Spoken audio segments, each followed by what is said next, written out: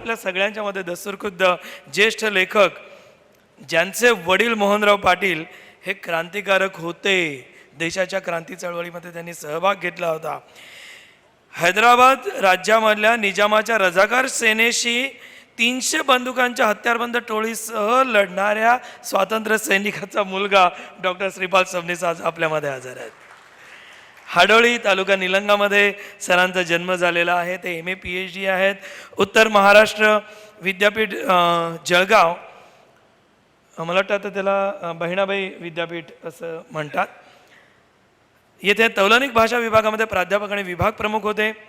विद्यापीठाच्या कला विद्याशाखेचे ते अधिष्ठाता होते. सरांना प्रत्येक मराठी वाचक, दर्जेदार मराठी वाचक हा निश्चितपणे ओळखतो, कारण आत्तापर्यंत माझ्या माहितीप्रमाणे 55 पुस्तकं सरांनी लिहिलेली आहेत.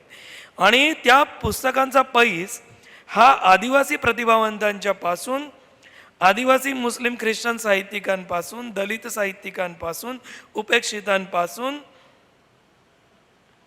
तो संत कवितेपर्यंत जाऊन पोहोचतो. आणि गेल्या 800-900 वर्षाच्या मराठी साहित्याच्या परंपरेमधला सगळ्या वेगवेगळ्या प्रकारच्या भावनांचा अभ्यास करणारा एक विचारवंत आपल्या सगळ्यांच्या समवेत इथे उपस्थित आहे. सरांच्या साहित्यावरतीही अनेक PhD झालेल्या आहेत. म्हणजे एक पुस्तक लिहिताना आणि एक PhD होताना माझ्यासारख्याचे मारामार होते, परंतु सबनीस सरांनी आयुष्यभर फक्त पुस्तक आणि पुस्तक आणि पुस्तक शब्दांची उपासना केलेली आहे. अनेक पुरस्कार सरांना मिळालेले आहेत. त्याच्यामध्ये डॉक्टर बाबासाहेब आंबेडकर पुरस्कार आहे, त्यांना महात्मा फुले पुरस्कार मिळालेला आहे, मॅक्झिम गॉर्की पुरस्कार मिळालेला आहे, नारायण सुर्वे पुरस्कार आहे, पॅन्थर रत्न पुरस्कार आहे, प्रबोधनकार ठाकरे पुरस्कार आहे. आता याच्यानंतर कदाचित डॉक्टर श्रीपाल सबनीस पुरस्कार सुरू करण्याची वेळ यावी, इतके अनंत पुरस्कार सरांना मिळालेले आहेत. आणि आज त्यांनी इथे फकीरावरती बोलण्याचं सर्वात महत्त्वाचं कारण असं आहे की अण्णाभाऊ साठे लिखित फकीराची समीक्षा पहिल्यांदा करणारा हा विचारवंत आपल्या सगळ्यांच्या मध्ये आहे. अतिशय सुस्पष्ट बोलणं, कणखर कठोर विचार, लोकांना रुचो अथवा न रुचो, जे माझ्या बुद्धिमत्तेला पचलंय तेच मी सांगेन. त्या डॉक्टर श्रीपाल सबनीस यांना आजच्या या कार्यक्रमाच्या निमित्तानं मी इथे बोलण्यासाठी निमंत्रण देतो. Doctor Shripal Sabnis sir. अण्णाभाऊ साठे लिखित फकीरा कादंबरीचा इंग्रजी अवतार या पुस्तक प्रकाशनाच्या सोहळ्यातील या ऐतिहासिक विद्यापीठाचे सन्माननीय कुलगुरू आदरणीय डॉक्टर रवींद्रजी कुलकर्णी, या भाषांतर प्रक्रियेतील ज्यांचा निर्णायक सिंहाचा वाटा आहे, जे अनुवादक आहेत, ते तुम्हा सर्वांचे आणि माझे मित्र डॉक्टर बळीराम गायकवाड, या विद्यापीठाचे सन्माननीय कुलगुरू ज्यांची प्रेरणा या लेखकासह अनेकांना असते असे डॉक्टर पेडणेकर, ज्यांनी आपली भूमिका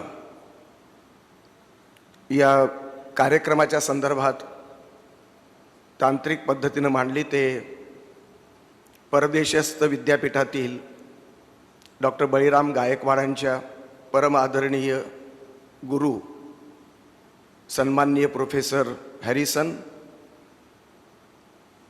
डॉक्टर गायकवाडांच्या नव्या कलाकृतीचं, अनुवादित या साहित्यकृतीचं मुक्त कंठानं गौरव करणारे डॉक्टर नरेंद्र जाधव, या कार्यक्रमाचं सुंदर संचलन मराठीच्या भाषेमध्ये रमणारे परंतु तितकंच इंग्रजीवरती प्रभुत्व असणारे आणि हे दुर्मिळ अशा प्रकारचं चित्र या ऐतिहासिक सभागृहात ज्यांनी संचलनातून सिद्ध केलं, करत आहेत असे प्राध्यापक कारेकर, ज्यांनी या पुस्तकाच्या भाषांतर प्रक्रियेमध्ये मातंग समाजाच्या भाषेच्या संदर्भातील अडचणी दूर करण्यासाठी योगदान दिलं. ते अण्णाभाऊ साठे यांचे परमप्रिय अशा प्रकारचे विनम्र अभ्यासक कबीरदास, सुनील वारे, सन्मान्य तुकाराम साठे. मुंबई विद्यापीठामध्ये जे अण्णाभाऊ साठेच्या अध्यासनाचा संबंध सुरुवात ज्यांनी केली, त्याच्या पार्श्वभूमीमध्ये जो रशियाचा दौरा काढला गेला अण्णाभाऊ साठेच्या संदर्भामध्ये, त्या मोहिमेचे नेतृत्व करणारे सन्मान्य डॉक्टर संजय देशपांडे. या कार्यक्रमाला उपस्थित विद्यापीठीय सर्व सन्माननीय, विद्यापीठाबाहेरील सर्व सन्माननीय आलेले कार्यकर्ते, माता भगिनी आणि मित्र हो, या विद्यापीठाच्या प्रांगणामध्ये हा पुस्तक प्रकाशन सोहळा होतो आहे. त्या विद्यापीठाच्याच अवतीभोवताच्या रस्त्यावरती कधी काळी 50-60 वर्षापूर्वी, 70 वर्षापूर्वी वाटेगावचा एक अत्यंत गरीब अशा प्रकारचा अण्णाभाऊ साठेसारखा एक माणूस वेगवेगळी कष्टाची कामं करून शिकत होता, चळवळीमध्ये लढत होता. त्या अण्णाभाऊ साठेच्या प्रतिभेला आंतरराष्ट्रीय पातळीवरती सन्मानित करण्याचं एक सुंदर अशा प्रकारचं ऐतिहासिक कार्य मुंबई विद्यापीठाच्या या सभागृहात आपल्या सर्वांच्या सहभागातून आणि साक्षीतून होत आहे. याबद्दल विद्यापीठाच्या कुलगुरूसह कुलगुरू आणि सर्व सन्मानित अशा प्रकारच्या वरिष्ठ अधिकाऱ्यांचं मी जाहीर अभिनंदन करतो. कारण त्यांच्या प्रेरणेनंच, त्यांच्या प्रोत्साहनामुळेच डॉक्टर बळीराम गायकवाडासारखा मराठवाड्यातील, नांदेड परिसरातील एक अत्यंत होतकरू, कष्टाळू अशा प्रकारचा अभ्यासक, मुळातला शिक्षक, प्राध्यापक, नंतरचा याच विद्यापीठाचा एक यशस्वी रजिस्ट्रार, नंतर अमेरिकेसारख्या परप्रांतामध्ये, परदेशामध्ये अत्यंत गाजलेल्या अशा प्रकारच्या फ्लोरिडा युनिव्हर्सिटीमधल्या रिसर्च अशा प्रकारचं काम करणारा, पोस्ट डॉक्टर रिसर्च करणारा एक संशोधक, अशा वेगवेगळ्या भूमिका बजावत असताना आता भाषांतरकार म्हणून त्यांची जी भूमिका समोर आली ती माझ्या दृष्टीनं अत्यंत स्वागतार्ह आहे. माया पंडित, शर्मिला रेगे आणि अशाच काही 1-2 जर व्यक्ती जर सोडले, लेखक सोडले, भाषांतरकार सोडले, तर या मालिकेमध्ये आता डॉक्टर बळीराम जाधवांचं नाव भाषांतरकाराच्या इतिहासामध्ये अव्वल दर्जाचं लिहिलं जाणार आहे. भाषांतर कला ही अत्यंत महत्त्वाची आहेच, तेही इंग्रजीमध्ये भाषांतर करणारी सर्वात कठीण असताना सुद्धा ही पोकळी भरून काढण्याचं ऐतिहासिक काम बळीरामच्या लेखणीतून घडलं. कधी काळी नांदेडच्या रोडवरची डांबर अंथरणारा अशा प्रकारचा एक कष्टाळू तरुण, अशा प्रकारचा होतकरू, अशा प्रकारचा अभ्यासक आज आंतरराष्ट्रीय ख्यातीच्या विद्यापीठामध्ये पोस्ट डॉक्टर डिग्री घेऊन मुंबई विद्यापीठाचं नेतृत्व करून आता प्राचार्याच्या भूमिकेतून तो भाषांतरकाराच्या भूमिकेत एक सुंदर अशा प्रकारचं नवीन युग निर्माण करतोय. भाषांतराचं युग या निमित्तानं सुरू झालेलं आहे. युग म्हणण्याचं कारण अण्णाभाऊ साठे हीच मुळामधली एक विचारवंत म्हणून, मला सगळ्यात वाईट या गोष्टीचं वाटतं की समीक्षकांनी, अण्णाभाऊंच्या भक्तांनी, अण्णाभाऊंच्या भाष्यकारांनी त्यांना फक्त कलावंत आणि साहित्य सम्राटच म्हणून गौरविलं. त्यांच्यातला विचारवंत कोणी फारसा समजून घेतलाच नाही. त्यांच्या कलाकृतीमधला एक चोखंद अशा प्रकारचा जागरूक विचारवंत हा मला नेहमीच प्रभावित करत आलेला आहे. अशा प्रकारच्या विचारवंत, कलावंत, प्रतिभावंत लेखक, कवी, शाहीर अशा विविध भूमिका राष्ट्रीय, प्रांतीय आणि जागतिक पातळीवरती सिद्ध करणाऱ्या ऐतिहासिक बहुआयामी कर्तृत्वाला इंग्रजी भाषेतल्या भाषांतराचा न्याय देण्याचा विडा उचलणारा आमचे बळीराम गायकवाडसारखे सन्मित्र हे अण्णाभाऊ बरोबरच स्वतःच्या लेखणीलाही ते आता राष्ट्रीय आणि आंतरराष्ट्रीय पातळीवरती त्यांनी आता या लेखणीचं मूल्य आणि महत्त्व रुजवलेलं आहे. याचं कारण या कार्यक्रमाला फक्त मुंबई विद्यापीठाच्या सभागृहाच्या मर्यादा नाहीत. झूमवरती हा कार्यक्रम संबंध सर्वांसाठी मुक्त झालेलाच आहे, पण प्रत्यक्ष कार्यक्रमामध्ये राष्ट्रीय पातळीवरून जोडलेले नरेंद्र जाधव असतील, ज्यांचा बाप सर्व मराठीच्या संबंध वाचकांसाठी तो महत्त्वाचा ठरला, त्यांची लेखणी महत्त्वाची ठरली, पण सगळ्यात महत्त्वाचं आंतरराष्ट्रीय अँगल आंतरराष्ट्रीय एक परिमाण या संबंध कार्यक्रमाला प्रत्यक्ष लाभलेला आहे. आणि म्हणून डॉक्टर हॅरिसन सारख्या त्यांच्या गुरुचं प्रेम, त्यांच्यावरचं प्रेम आणि अण्णाभाऊचं प्रेम, या दोन्ही गोष्टी साता समुद्रापलीकडे जाऊन भारताचा नकाशा ओलांडून डॉक्टर हॅरिसन आपल्या आवडत्या गायकवाड नावाच्या विद्यार्थ्यावरती अमेरिकेतून प्रेम करतायत, सहभाग देत आहेत. पहाटे 5ला उठून ते भाषण करतायत. यापेक्षा बळीरामच्या भाग्याची दुसरी कोणती गोष्ट असू शकत नाही. आणि तुमचा आम्हाला अभिमानाचा विषय दुसरा असू शकत नाही. केवळ बळीराम गायकवाड यांच्या लेखणीवर आणि त्यांच्या भाषांतरावरच त्यांचं प्रेम नाही. माझ्या समजुतीप्रमाणे जवळजवळ 23 पानं डॉक्टर हॅरिसन यांनी त्यांच्या प्रस्तावना लिहिलेली या पुस्तकाची. आणि निव्वळ प्रस्तावना लिहिली नाही, आपल्या विद्यार्थ्याचा यथोचित गौरव त्यांनी केलेला आहे. आंतरराष्ट्रीय पातळीवरच्या अमेरिकेतच्या आफ्रिकन आणि अमेरिकन जे ब्लॅक लिटरेचर आहे, तिथलं काळ्या आणि गोऱ्यांच्या वंशवादातून निर्माण झालेलं तिथलं जे लिटरेचर आहे त्याचा आणि दलित साहित्याच्या संदर्भातली तुलनात्मक अशा प्रकारची भूमिका पोस्ट डॉक्टरल अभ्यासक्रमामध्ये याच गुरुवर्यांकडून आमच्या डॉक्टर बळीरामने ते ग्रहण केली. आणि ते प्रेम व्यक्त करताना 23 पानाची प्रस्तावना या ग्रंथाला मिळाली. या ग्रंथाचं मूल्य म्हणूनच आंतरराष्ट्रीय पातळीवरचं आहे. त्यांच्या केवळ भाषणाचा सहभाग मी म्हणत नाही, प्रत्यक्ष लेखी स्वरूपातल्या इंग्रजी पुस्तकातल्या भाषांतराच्या पुस्तकातला त्यांचा जो काही प्रस्तावनेचा भाग आहे त्याच्यामधला कंटेंट जो आहे तो एका राष्ट्राच्या चौकटीत मावणारा नाही. तो दलित आणि काळ्या लोकांच्या प्रश्नांचं साधर्म्य सांगणारा तो एक महत्त्वाचा दस्तऐवज आहे.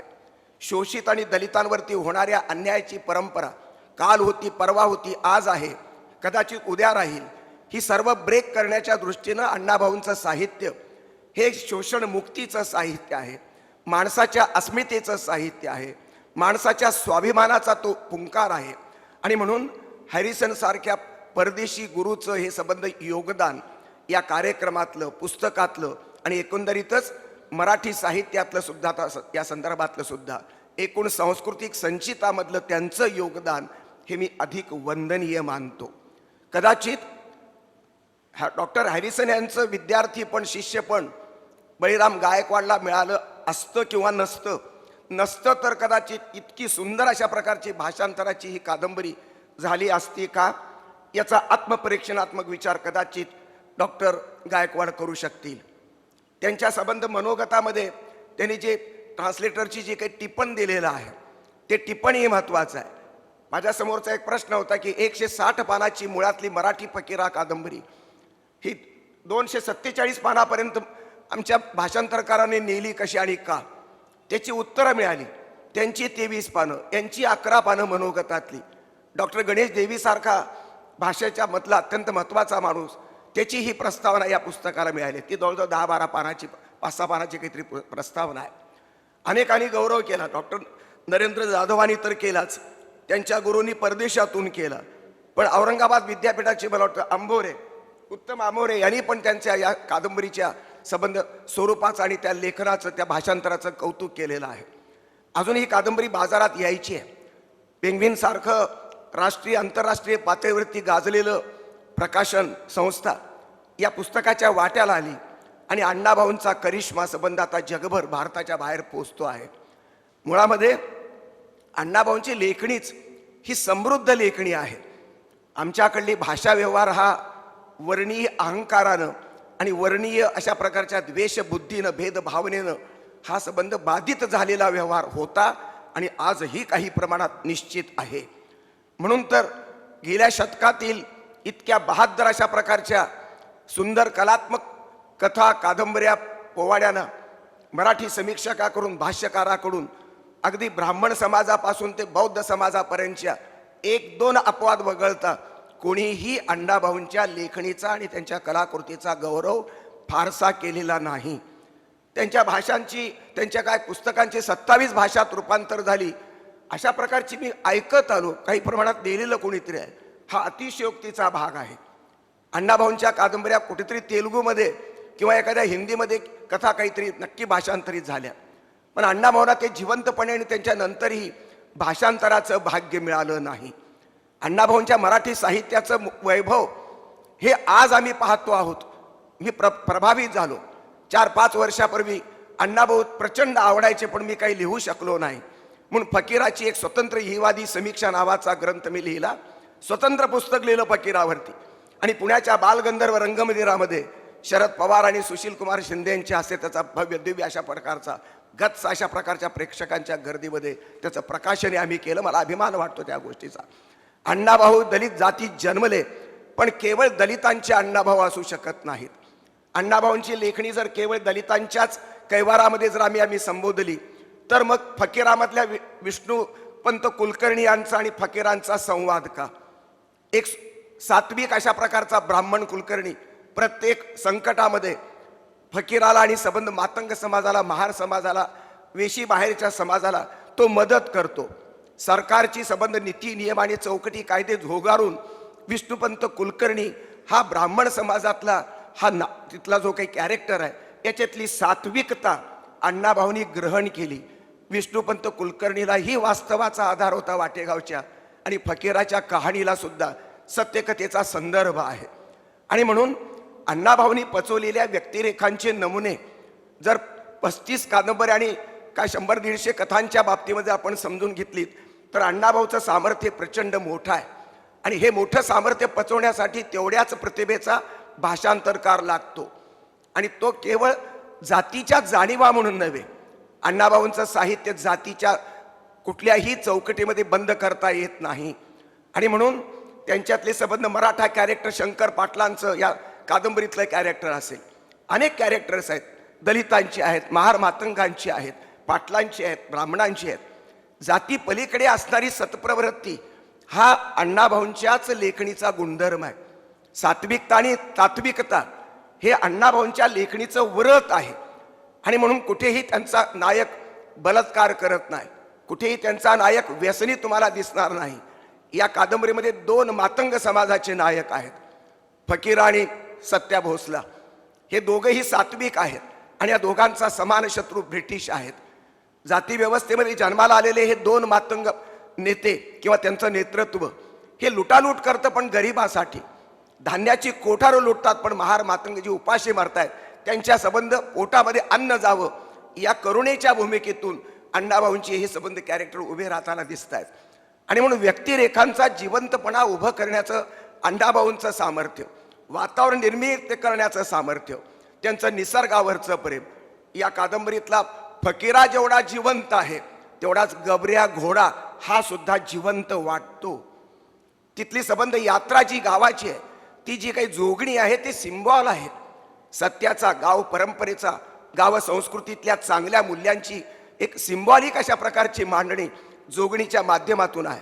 त्या गावाच्या एकतेसाठी, गावाच्या सुखासाठी, गावाच्या अस्मितेसाठी त्याचा बाप राणोजी हुतात्मा होतो आहे. बलिदान देणारी संबंध दलित समाजातली जी मोठी परंपरा आहे, ती संबंध व्यवस्थेमध्ये, वर्ण व्यवस्थेमध्ये उपेक्षित राहिली. पण अण्णाभाऊंचे कॅरेक्टर आपलं गाव पण घेऊन उभे राहतात, मातीचा गंध पिऊन उभे राहतात आणि राष्ट्रासाठी, राष्ट्राची भक्तीतून भूमिका ब्रिटिशांच्या विरुद्ध उभे राहतात. आपल्या समाजाच्या भल्या बुऱ्यासाठी, त्याच्या कल्याणासाठी ते धाडसानं उभे राहतात.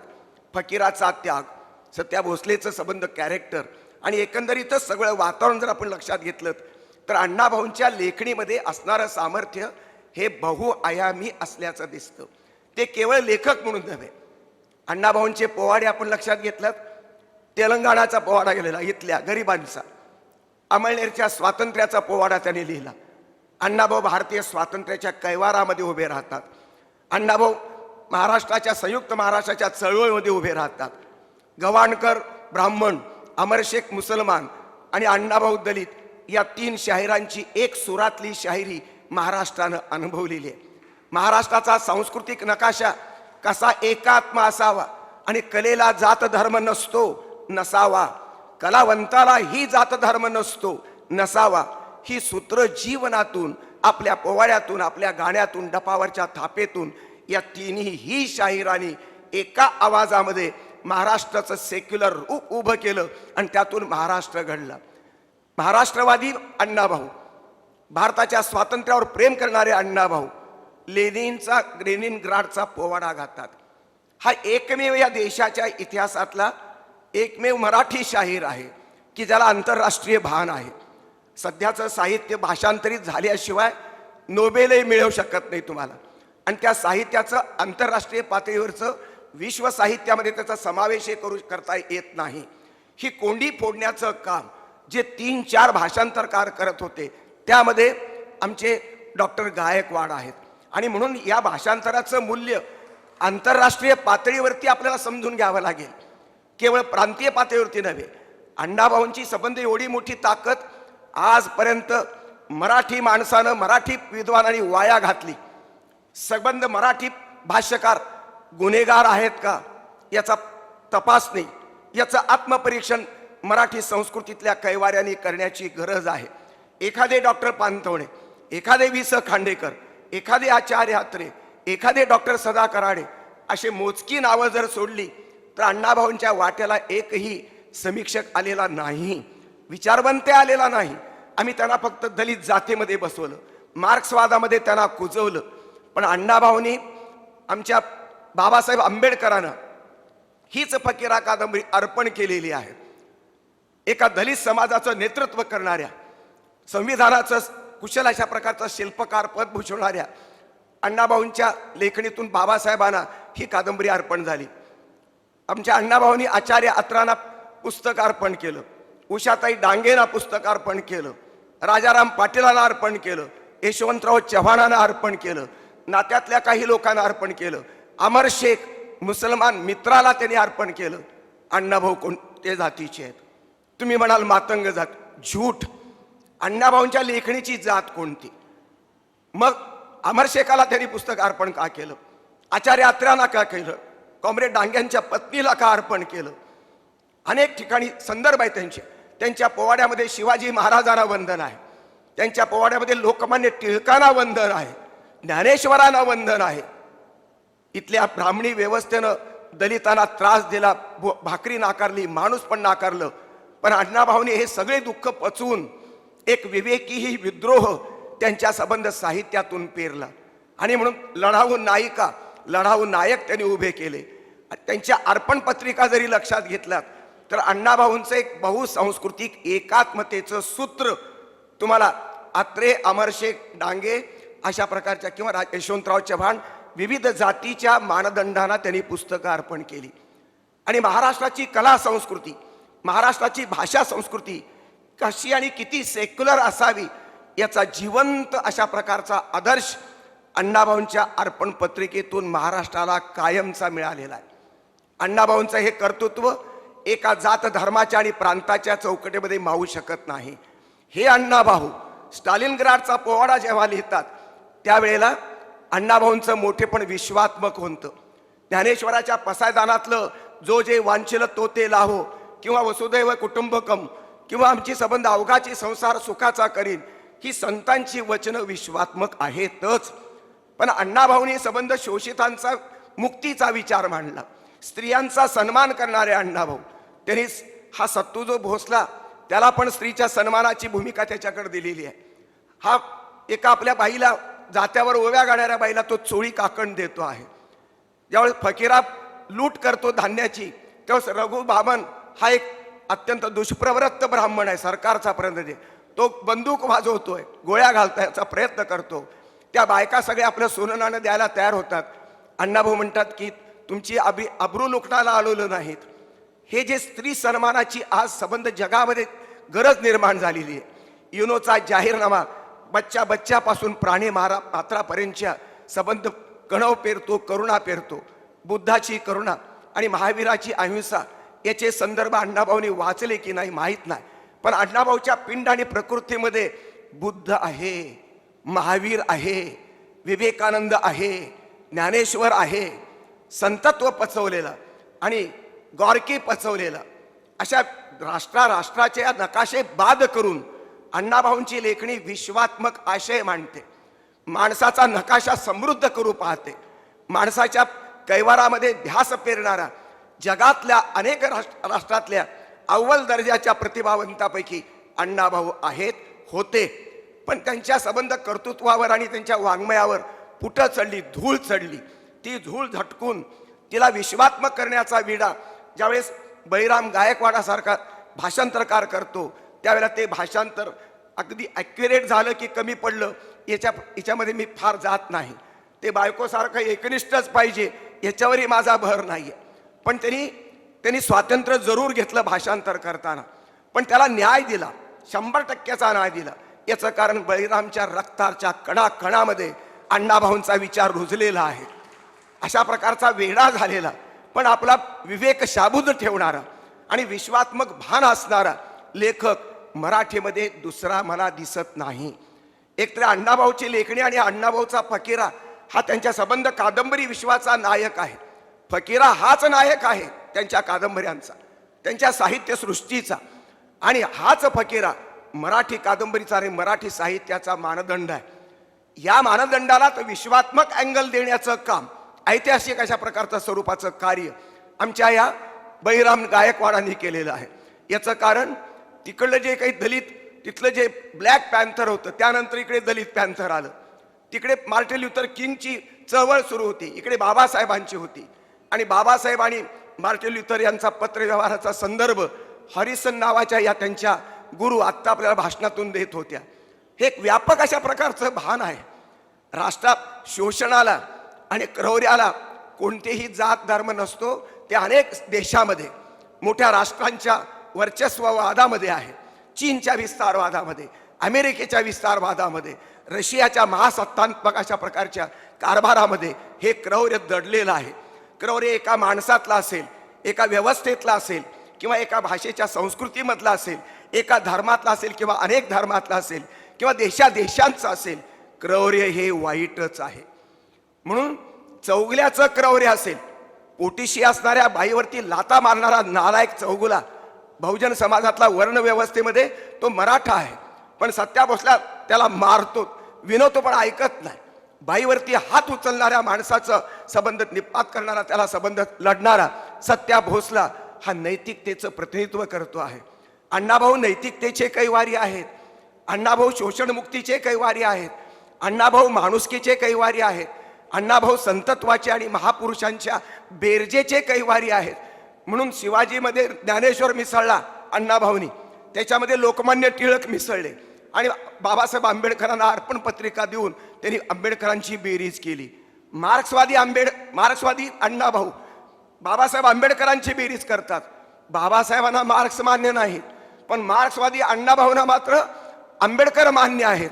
आणि म्हणून जगातला पहिला माणूस आहे की जो मजुरांचं तत्वज्ञान मांडणारा मार्क्स आणि दलितांच्या मुक्तीचं तत्वज्ञान मांडणारा आंबेडकर, या दोन महापुरुषाची बेरीज भारताच्या नकाशामध्ये जगामध्ये पहिल्यांदा बेरीज करणारा अण्णाभाऊ साठे आहे.